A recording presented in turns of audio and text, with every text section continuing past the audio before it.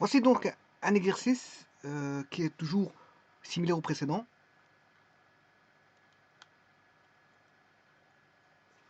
On dit qu'une automobiliste de 1 tonne doit monter une pente uniforme caractérisée par un angle de 5,74 degrés.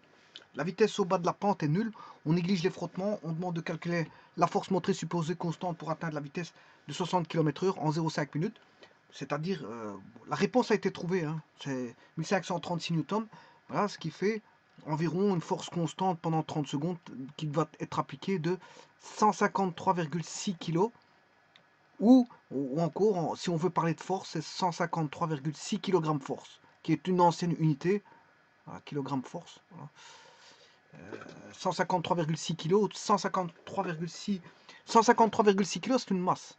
153,6 kg force, ben c'est une, voilà, c'est une force, c'est une force. Pas confondre 153,6 kg et 153,6 kg force, puisque 153,6 kg force est une force, 153,6 est une masse. Alors, ça correspond à 1536 newtons. Alors, on demande le travail moteur ainsi fourni, il est de 384 kJ, et tout a été calculé. Alors, je vais vous montrer la vidéo qui a été faite précédemment à ce sujet. Voilà le véhicule qui monte la pente. Vous pouvez apercevoir le véhicule ici. Voilà, là, il monte la pente. Et bon, il lui faut 30 secondes pour monter jusqu'à 60 km/h. Donc on connaît l'accélération, on demande la force, sachant que la masse du véhicule est de 1 tonne. Une tonne, c'est 1000 kg. Alors tout a été calculé, sachant qu'on a une pente, on n'a pas d'accélération suivant l'axe des Y. Par contre, on a une accélération suivant X, suivant qu'on est en montée-descente. Là, je vous le dis tout de suite, on est en montée, donc ce sera le signe plus qui sera pris en compte. Et il dépendra, bien sûr, de la dénivellation et de la gravitation. Donc, accélération en Y est nulle, l'accélération en X vaut ceci. Alors, bien sûr, on applique l'équation de la dynamique. Somme des forces égale MA.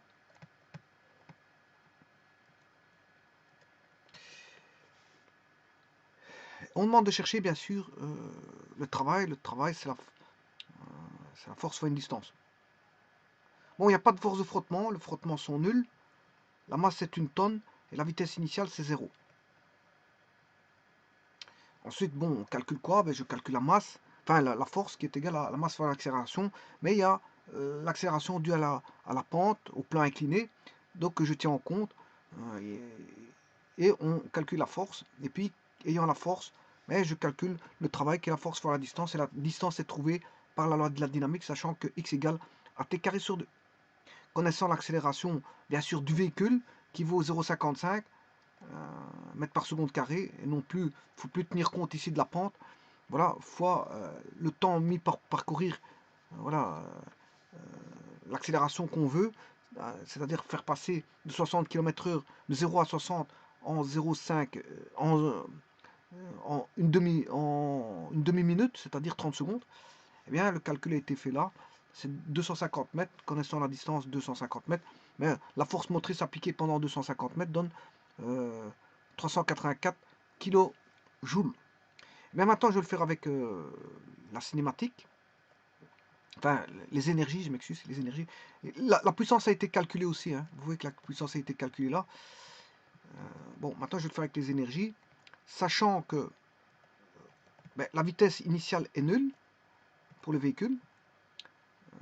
Et on est en 0. En bas, on est en 0. On est en x égale 0.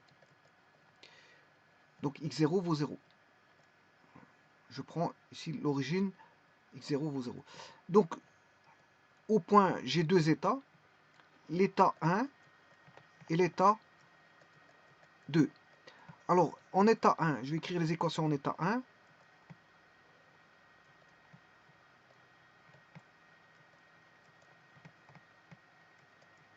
À l'état 1, on a énergie potentielle, qu'on a la conservation de l'énergie, plus l'énergie cinétique. Bien sûr, à l'état 1, à l'état 1 et à l'état 2, on a l'énergie potentielle, on a la conservation de l'énergie mécanique à l'état 2 plus l'énergie cinétique à l'état 2. Bon, ça c'est la caractérisation de l'énergie au point 1. Et ça c'est la caractérisation de l'énergie au point 2. Et comme on a conservation de l'énergie totale, l'énergie totale égale constante, c'est-à-dire que E1 égale E2, ou si vous voulez, E1 moins E2 égale 0. Mais je vais appliquer ça, E1 égale E2, pour former une équation. Parce que pour l'instant, je n'ai pas encore d'équation. Donc, j'ai l'énergie, on va écrire E1 égale E2, conservation de l'énergie mécanique. L'énergie en 1 est égale à l'énergie en 2. L'énergie à l'état 1 est égale à l'énergie à l'état 2. L'énergie à l'état 1, c'est l'énergie potentielle en 1, plus l'énergie cinétique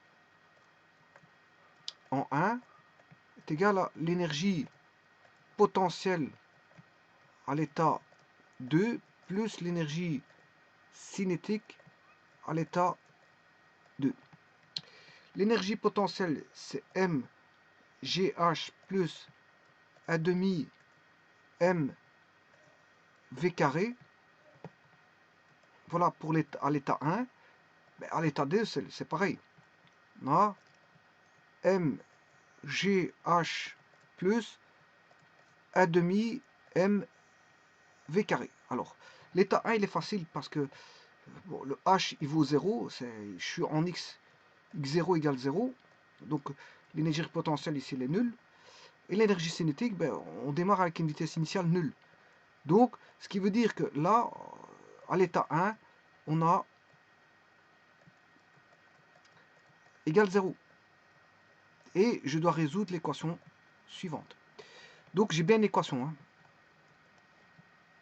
Donc, l'équation, je vais la réinscrire.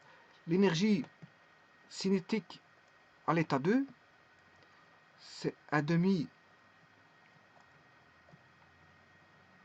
mv carré plus mgh égale 0. Voilà. Bon, la masse, elle est connue. 1 demi, c'est connu. La hauteur,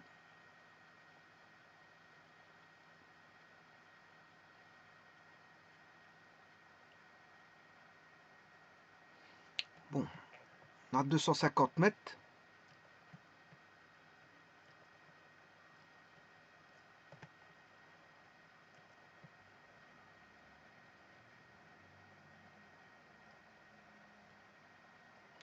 L'angle fait 5,74.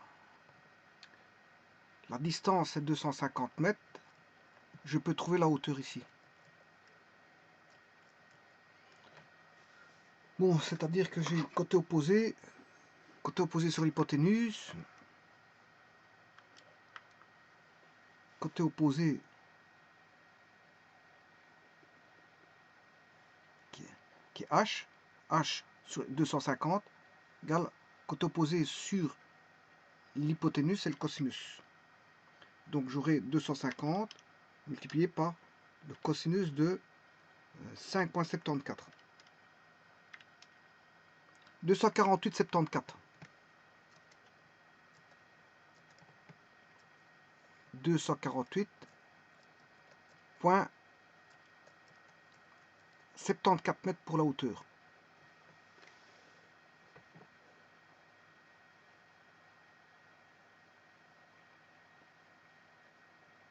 Bon, la vitesse à l'état 2, elle est connue. Hein. C'est 60 km/h.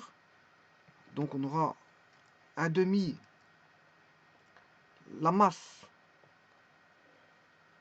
c'est 1 tonne, 1000 kg. Bon, je vais arranger ceci. Je peux écrire M, c'est la masse, fois 1 demi V carré plus GH.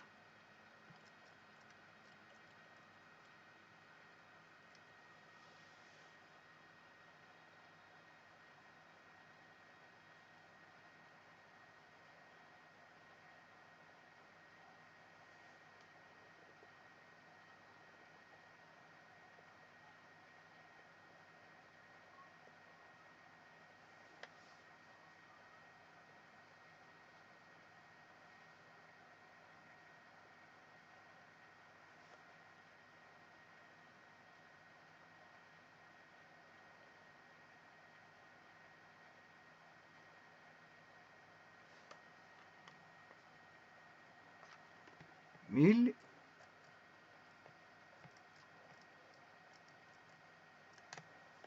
Ici, je n'ai pas d'inconnu parce que je connais tout.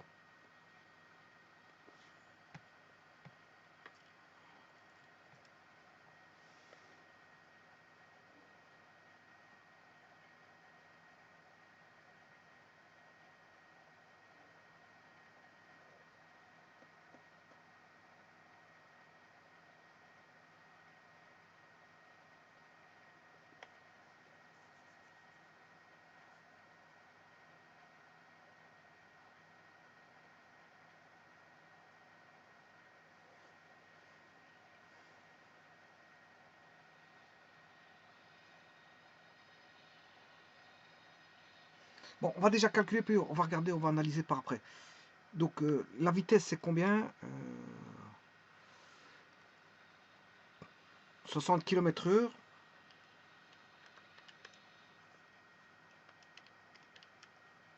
(16,6666) au carré, plus 9,81 fois 248,74.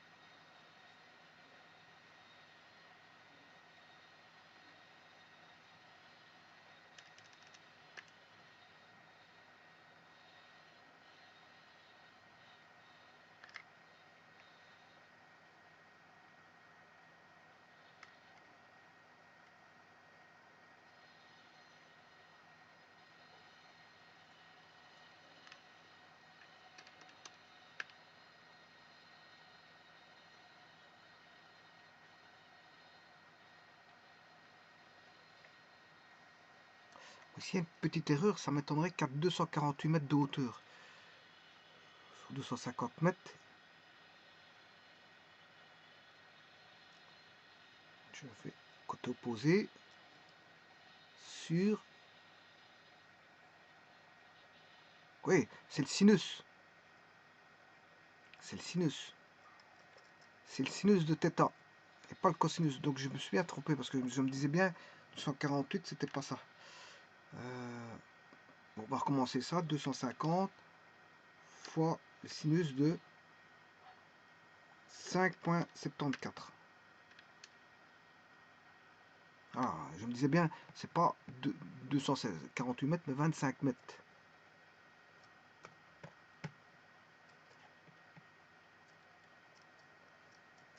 Bon, on a 25 mètres, donc ceci c'est déjà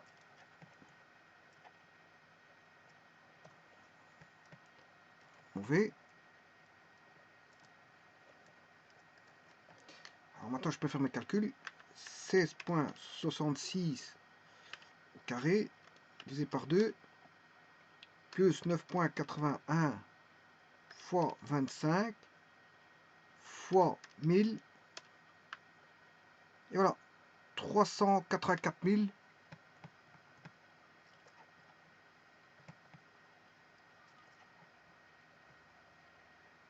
Oui, ici, c'est pas égal 0. Hein. Voilà, je vais discuter par rapport à ça.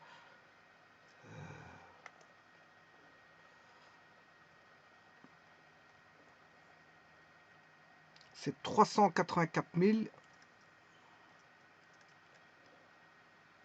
127,7. C'est mes 384 kilojoules. Donc le travail, c'est ceci, 384 kilojoules. Alors je vais vous montrer. Donc l'énoncé, là on retrouvait 384 kilojoules. Alors calculé autrement, je l'ai montré comment on faisait. Hein.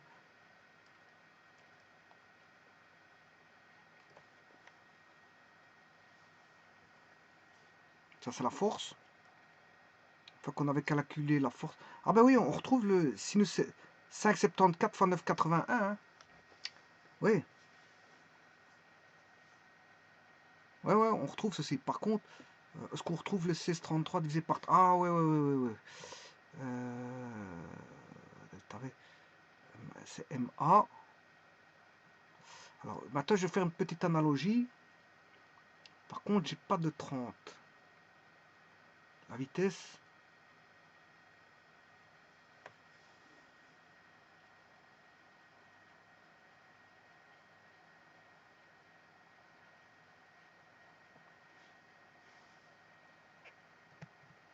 On retrouve notre sinus. Ouais, c'est ça. Je vais faire l'analogie. L'analogie, je vais vous la trouver. Je vais vous trouver l'analogie. En fait, l'analogie est la suivante. Calculer d'une certaine façon, ben, il fallait calculer pour avoir le travail, c'est la force fois la distance. Or, la force, ben, c'est la masse fois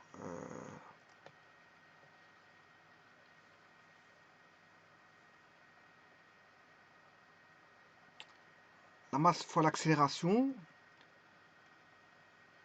plus l'accélération de pente.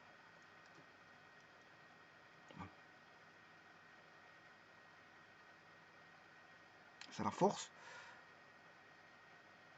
fois la distance.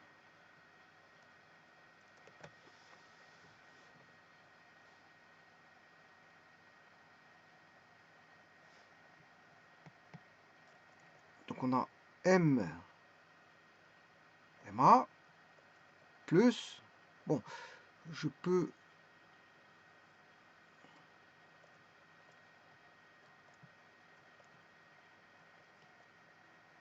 la distance c'est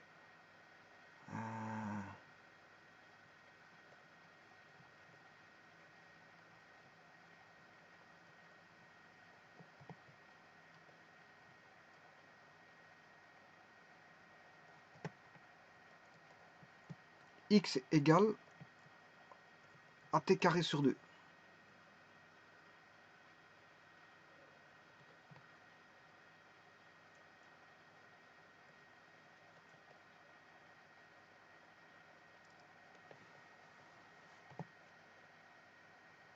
Alors, la pente, bien sûr, là, c'est la pente, c'est G sinus θ. M fois A plus G sinus θ.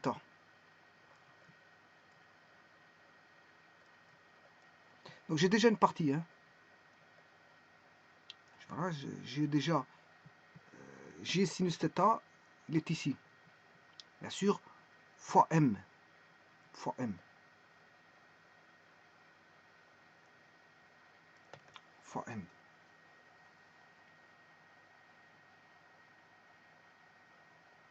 Alors, il ne reste plus qu'à trouver le 1666 au carré sur 2, qui est V carré sur F.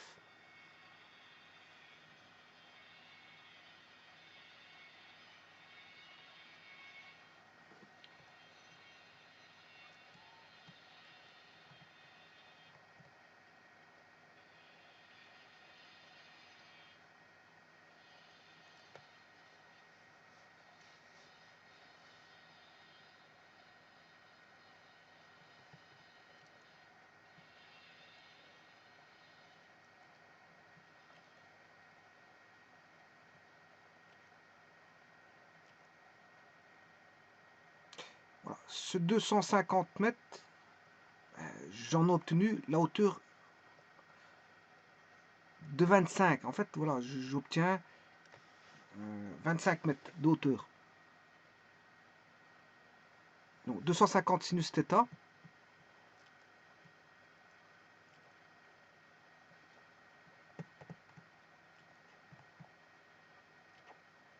Je maintiens le D.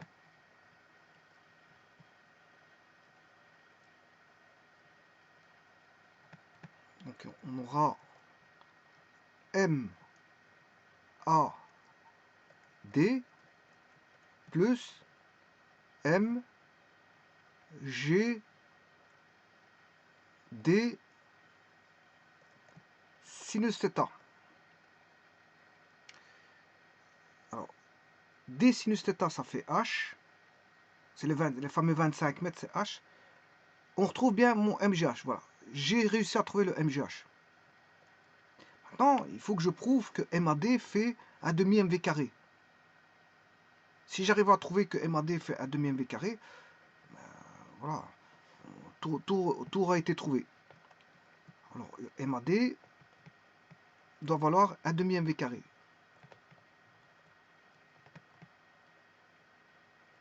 Alors, l'accélération, c'est l'accélération. Il faut que je mette les lois de la cinématique. X égale D, c'est X. Hein. D, c'est X, qui vaut à T carré sur 2. Voilà. M, D, en fait, c'est X. C'est X. Et X, c'est à T carré sur 2. Donc, j'ai obtenu un demi. Le 1 demi, je l'ai. 1 demi à T carré. Maintenant, il faut que j'aille chercher le A.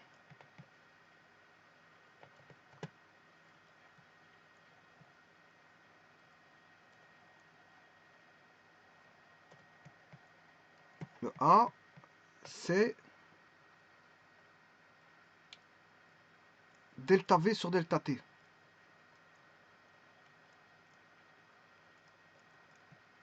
Alors, delta V, c'est 60 km/h. Delta T, c'est... voilà. Et ici aussi, c'est delta T. Hein.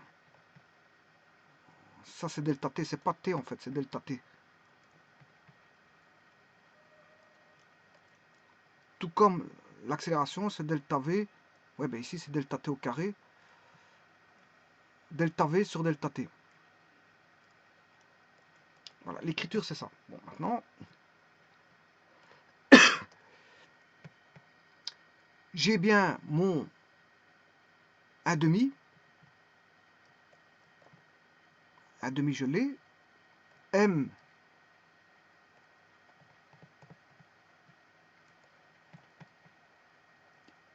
Et il me reste plus que le V carré. Alors, là, on a delta T carré.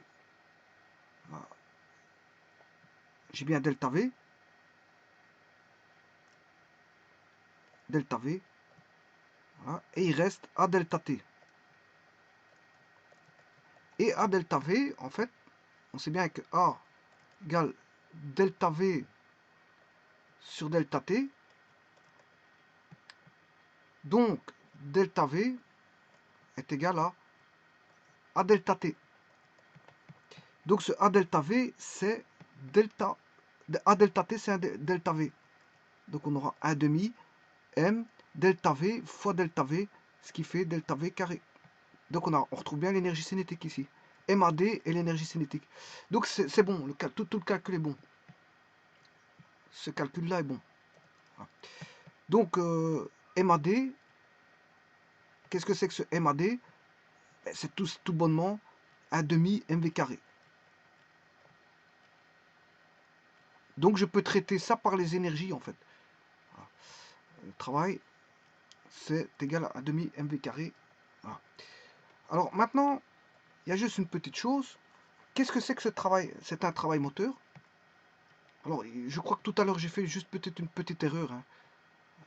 Travail moteur. Il n'y a pas égal 0, c'est ça qu'il y a. En fait, c'est pas égal 0. Maintenant, je peux revenir à ça. C'est pas égal 0 ici. En fait, là, j'ai un travail, j'ai énergie nulle au départ. C'est normal parce que la x0 vaut 0.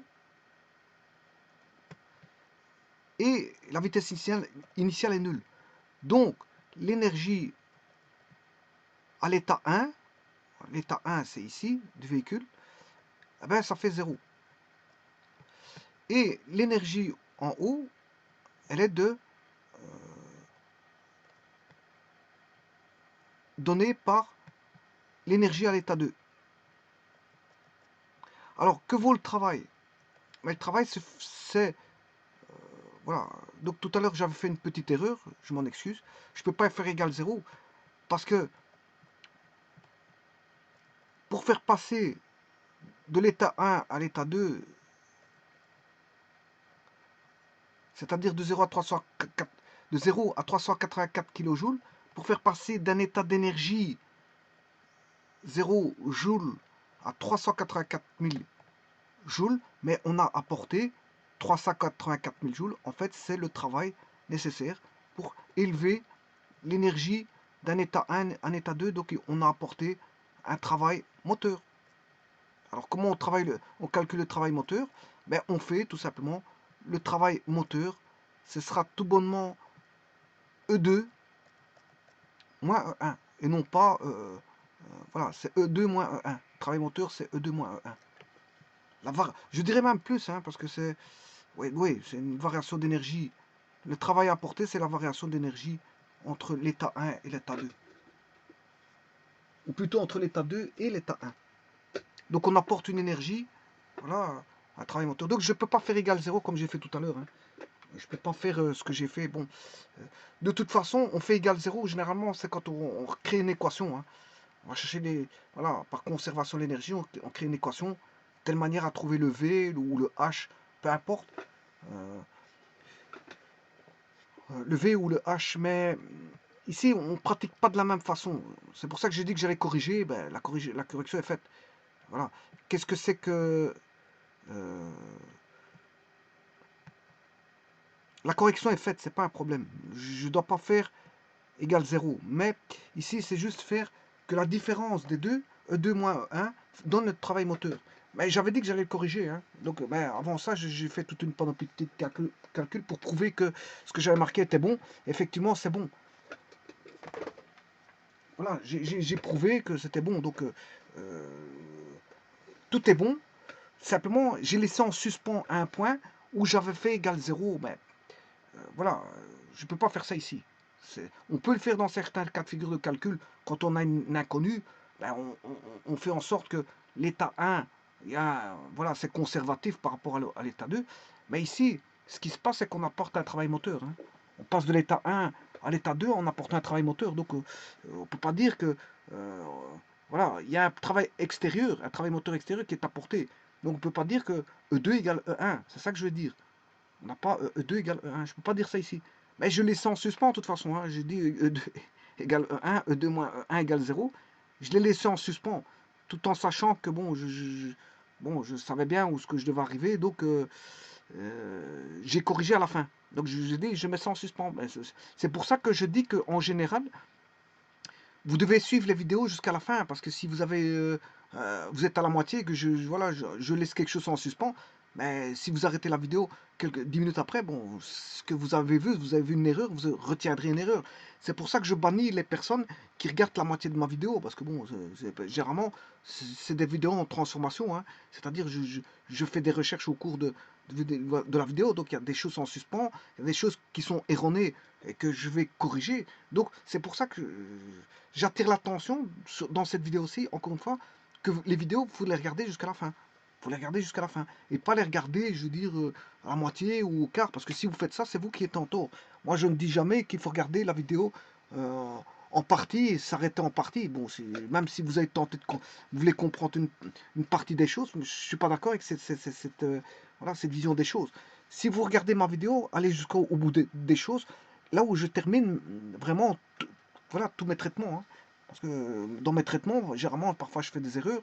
Encore que parfois même je coupe ma vidéo, puisque je pense qu'elle est censée terminer, et je rajoute des erratums parce que je me rends compte que j'ai une petite erreur, que voilà, et c'est trop tard. Quand j'ai coupé la vidéo, il est trop tard de corriger, de la corriger. Bon, parce que la vidéo est coupée. Et comme je ne fais pas de montage, ça ne m'intéresse pas, parce que bon, ce serait une énorme perte de temps pour moi. Voilà, les montages, ça signifie passer énormément de temps, hein. Tous ceux qui font des montages, ils ne le font pas en 5 minutes, hein. Voilà, c'est du travail, énormément de travail. Bon, donc, ceci étant dit, moi je ne fais pas des montages vidéo. Donc moi, quand il y a une erreur, ce que je fais, quand j'ai coupé la vidéo, ben, je me suis dit, je parcours ma vidéo, si je tombe sur l'erreur, ben, je le mets en erratum. Voilà. Mais maintenant, en général, les erreurs, je les trouve dans la vidéo, hein. Parce que quand il y a des calculs qui ne se font pas correctement, je me dis, bon, il y a quelque chose qui ne va pas. Donc à ce moment-là, je vais rechercher où est l'erreur. Et quand il y a une erreur, bon, je la corrige vers la fin. Généralement, l'erreur est trouvée vers la fin, hein. Et voilà. Donc ici, j'ai fait. C'est pas une erreur. J'étais en train de réfléchir, hein. J'étais en train de réfléchir. Donc c'est pas une erreur. C'est juste que j'ai mis un point en suspens en attendant que, bon, je trouve le résultat. Mais j'avais mis égal 0, mais c'est pas égal 0. Bien sûr, vous comprendrez que c'est pas égal 0. C'est tout simplement qu'il faut apporter un travail moteur pour passer d'un état d'énergie E1 à un état d'énergie E2. Et donc, en faisant la différence des états d'énergie, mais c'est voilà, pour élever l'énergie potentielle, enfin l'énergie, je m'excuse, l'énergie mécanique d'un état 1 à un état 2, c'est parce qu'on a ramené un travail moteur. On va ramener un travail moteur. On va ramener un travail moteur. Et donc, vous voyez qu'il y a deux méthodes pour réaliser cet exercice. Et donc, là, j'essaie de trouver voilà, la relation qui existe entre la première méthode et la seconde. Et je prouve bien que la seconde méthode est bonne par les énergies. Voilà. Et c'est de là que je me dis même qu'il y avait une erreur, que bon, je ne pouvais pas mettre égal 0. Parce que la deuxième méthode, je dois trouver, bien sûr, le travail moteur qui a été trouvé par la technique précédente, mais je trouvais la même valeur. Et ben, voilà, et là, je trouve bien la même valeur. MAD plus. J'avais pratiqué auparavant MAD plus MGD sinus θ. MAD plus MGD sinus θ. Et par les énergies, c'est un demi MV carré plus MGH. Tout bonnement.